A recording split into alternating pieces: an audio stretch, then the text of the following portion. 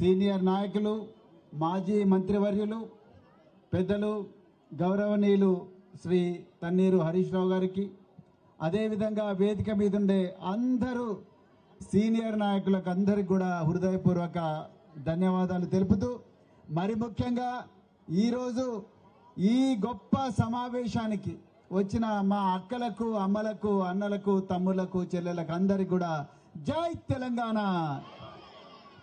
మిమ్మల్ని అందరినీ చూస్తుంటే మరి పాత రోజులు గుర్తుకొస్తున్నాయి. మరి మీ అందరి బిడ్డగా ఇదే బస్తీలలో పుట్టి రాత్రింబవళ్ళు కష్టపడి చదువుకొని కళాశాలలకు పోయి అక్కడి నుండి మరి విశ్వవిద్యాలయాలకు పోయి రాత్రింబవళ్ళు అక్కడ కూడా కష్టపడి ఎన్నో కష్టాలను ఎదుర్కొని బాబాసాహెబ్ అంబేద్కర్ గారి సాక్షిగా మరి వారు ఇచ్చిన రాజ్యాంగం మనకి ఏదైతే ఇచ్చిందో ఆ రాజ్యాంగ మరి ఫలాల వల్ల ఈరోజు నేను మీ ముందర ఒక ఐపీఎస్ ఆఫీసర్గా నిలబడ్డ అమలారా, అక్కలారా. నిజంగా బాబాసాహెబ్ అంబేద్కర్ గారు లేకపోయిండుంటే నేను కూడా ఎక్కడో కూలి పని చేస్తుండేవాడిని, బర్రెలు కాస్తుండేవాడిని, గొర్రెలు కాస్తుండేవాడిని. కానీ ఈరోజు బాబాసాహెబ్ అంబేద్కర్ గారి వల్లనే ఈరోజు మనం అందరం కూడా బతికి బట్ట కడుతున్నాం. మరి ఈరోజు ఇదే అంబేద్కర్ గారి సాక్షిగా ఈరోజు మరి ఈ పేద వర్గాలకు, ఎస్సీ, ఎస్టీ, బీసీ, మైనారిటీ వర్గాలకు ఈ తెలంగాణ రాష్ట్రంలో జరుగుతున్న అన్యాయం గురించి 2 నిమిషాలు మనం మాట్లాడుకోవాలి. మాట్లాడుకుందామా? గట్టిగా చెప్పండి. మాట్లాడుకోవాలి. మిత్రులారా, ఇదే బాబాసాహెబ్ అంబేద్కర్ గారిని పెద్దలు, గౌరవనీయులు, మనకు తెలంగాణను పోరాడి తీసుకొచ్చిన కేసీఆర్ గారు బాబాసాహెబ్ అంబేద్కర్ గారికి 125 అడుగుల ఎత్తైన విగ్రహాన్ని ఇచ్చి గౌరవించిండు. అదే విధంగా 1300 కోట్లతోని కట్టిన సచివాలయ భవనానికి బాబాసాహెబ్ అంబేద్కర్ గారి పేరు పెట్టిండు కేసీఆర్ గారు. మిత్రులారా, మళ్ళొకసారి చెప్తున్నా, మీకు ఇక్కడనే దగ్గర షేక్పేటలో ఒక గురుకుల పాఠశాల ఉన్నదా? షేక్పేటలో ఒక గురుకుల పాఠశాల ఉన్నది. అందులో పేద విద్యార్థులు ఎంతో మంది ఎస్సీ, ఎస్టీ, బీసీ, మైనారిటీ వర్గాలకు చెందిన విద్యార్థులు చదువుకుంటున్నారు. 2016 సంవత్సరంలో ఇదే కేసీఆర్ గారు ముఖ్యమంత్రిగా ఉన్నప్పుడు మేమందరం పోయి ఈ ఎస్సీ, ఎస్టీ, బీసీ వర్గాలకు చెందిన పిల్లలు ఇప్పటికి కూడా పేదలుగానే బతుకుతా ఉన్నారు. 10వ తరగతి పాస్ అయితేనే వాళ్ళకు పెళ్లిళ్లు చేసే పరిస్థితి ఉన్నది. వాళ్ళందరూ కూడా చిన్నతనంలోనే తల్లులయ్యే పరిస్థితి ఉన్నది. వాళ్ళ తల్లిదండ్రులు మరి బర్రెలు కాసి బతుకుతా ఉన్నారు. వాళ్ళ ముత్తాతలు కూడా అదే కూలీనాలు చేసి బతుకుతా ఉన్నారు. వాళ్ళను ఆఫీసర్లుగా చేయాలి, వాళ్ళను పైలట్లుగా చేయాలి, వాళ్ళను ఐపీఎస్లుగా చేయాలి, ఐఏఎస్లుగా చేయాలి, డాక్టర్లుగా చేయాలి, ఇంజనీర్లుగా చేయాలి, వాళ్ళను ఆ గుడిసెల నుంచి బయటికి తీయాలి అని చెప్పి కేసీఆర్ గారి దగ్గరికి ప్రపోజల్ తీసుకపోతే, మీరు జాగ్రత్తగా వినాలి, కేసీఆర్ గారి దగ్గరికి ప్రపోజల్ తీసుకపోతే ఒక్క దెబ్బకే 8,000 కోట్ల రూపాయలు ఇచ్చి 1000 గురుకుల పాఠశాలలు పెట్టాం గొప్ప ముఖ్యమంత్రి కేసీఆర్ గారు. ఆ పాఠశాలల ద్వారా దాదాపుగా లక్షలాది మంది, 10 లక్షల మంది పిల్లలు ఎంతో మంది గొప్ప గొప్ప ఉద్యోగాలు చేస్తా ఉన్నారు బాగా చదువుకొని. మిత్రులారా, ఇక్కడ ఉన్న చాలా మంది మహిళలు, ఇక్కడ ఉన్న సీనియర్ నాయకులు అడిగినా, అన్న ఇక్కడ ఉండే మహిళలు ఏం పని చేస్తారు? మరి కూలి కైకిలే చేస్తారు. పట్టణ ప్రాంతాల్లో పెద్దల ఇళ్లకు పోయి వాళ్ళ ఇళ్లలో పనిచేస్తారు. చిన్న చిన్న షాపులలో సేల్స్ మెన్ గా పనిచేస్తారు, సేల్స్ గర్ల్స్ గా పనిచేస్తారు, లేకపోతే చిన్న చిన్న ఉద్యోగాలు చేసుకుంటారు. వీళ్ళ పరిస్థితి బాగాలేదని చెప్పడం జరిగింది.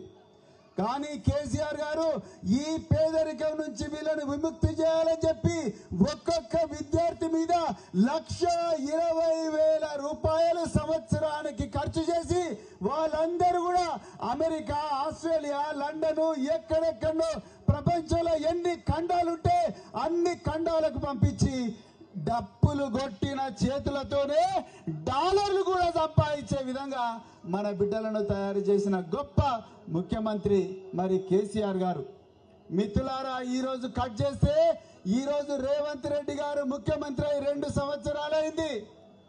110 మంది పిల్లలు చచ్చిపోయినరు స్కూళ్ళల్లో. మన పిల్లలను చదివిద్దామని చెప్పి మన స్కూళ్ళకు పంపిస్తే ఇలా పిల్లలు శవమై వచ్చే పరిస్థితి వచ్చింది. 110 మంది పిల్లలు. మొన్నటికి మొన్న హుస్నాబాద్ లో శ్రీ వర్షిత అనే అమ్మాయి స్కూల్ కెప్టెన్ హెడ్ మాస్టర్ దొంగతనం చేస్తున్నాడు. పిల్లలు తినాల్సిన బియ్యాన్ని హెడ్ మాస్టర్ తింటున్నాడు అని చెప్పి, ఎందుకు తింటున్నారు సార్ మా బియ్యాన్ని, మీరు దొంగతనం ఎందుకు చేస్తున్నారంటే, బిడ్డ నువ్వు ఇట్లా చేస్తావని అమ్మాయిని తిడితే ఆ అమ్మాయి బాత్రూమ్ లో పోయి సూసైడ్ చేసుకున్నది. ఇదే షేక్పేటలో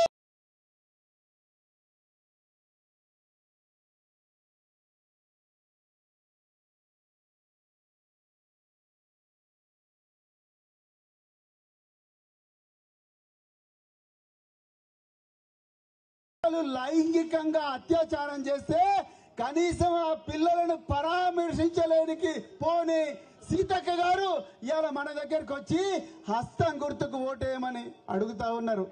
రక్తం తడిసిన చేతులతోని హస్తం గుర్తుకు ఓటేయమని అడుగుతా ఉన్నారు. వీళ్ళు మన పిల్లలను కాపాడుకుంటారా? ఒక్కసారి ఆలోచించండి. కేసీఆర్ గారు ఎస్సీ ఎస్టీ బీసీ మైనారిటీ వర్గాల ప్రజలకు అందరు కూడా వీళ్ళు ఎన్ని రోజులు కూలి పని చేస్తారు, ఎన్ని రోజులని బోర్లు తోముకుంటూ బతుకుతారు, ఎన్ని రోజులని బర్రెలు కాసుకుంటూ బతుకుతారు. వీళ్ళు కూడా డాక్టర్లు, ఇంజనీర్లు, కాంట్రాక్టర్లు కావాలంటే రేవంత్ రెడ్డి ఈ వర్గాలకు సంబంధించిన డబ్బులన్నీ కూడా కేవలం మెగా కృష్ణారెడ్డికో, లేకపోతే పొంగులేటి శ్రీనివాసరెడ్డికో, లేకపోతే సీఎం రమేష్ కో, ఇంకెవరికో వాళ్ళ దగ్గరున్న కాంట్రాక్టర్లకు, వాళ్ళ బంధువులకు ఇస్తున్నారు. మనను మాత్రం బోళ్లు దోమమంటున్నారమ్మా, మనను మాత్రం కూలినాలు చేయమంటున్నారు. పొద్దున 2 గంటలకు లేచి అన్నం వండుకొని సత్తి కట్టుకొని రేడియో జాకెట్ వేసుకొని అందరూ నిద్రపోతుంటే మనం చీపురు కట్టలు పట్టుకొని రోడ్లు ఊడవాలంట. రేవంత్ రెడ్డి పిల్లలు మాత్రం, పొంగులేటి శ్రీనివాసరెడ్డి మాత్రం, మెగా కృష్ణారెడ్డి మాత్రం, వాళ్ళు మాత్రం విమానాలలో తిరగాలంట.